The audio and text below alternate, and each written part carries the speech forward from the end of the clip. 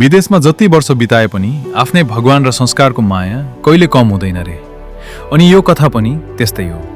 क्रोएसियाबाट नेपाल घर आउनुभएका एक भाइ आफ्ना साथीहरूसँग हाम्रो स्टुडियोमा आउनुभयो। उहाँले भन्नुभयो, मलाई हेर्दा मात्रै होइन, जीवनभर प्रेरणा दिने ट्याटु चाहिन्छ। हामीले उहाँको हातभरि हरिहरको दिव्य डिजाइन तयार गर्यौं। एकातिर भगवान कृष्ण, प्रेम, करुणा र संरक्षणको प्रतीक, अर्कोतिर भगवान शिव, शक्ति, ध्यान र परिवर्तनको प्रतीक।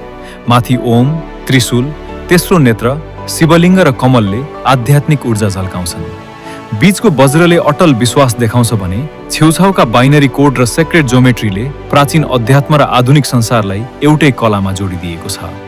नाडीदेखि कुइनोसम्म फैलिएको यो डिजाइन सकिएपछि भाइको अनुहारमा देखिएको खुसी नै हाम्रो सबैभन्दा ठूलो पुरस्कार बन्यो। किनकि केही ट्याटु केवल शरीरमा होइन, विश्वास, संस्कार र आत्मामा पनि सधैँका लागि बस्ने गर्छन्।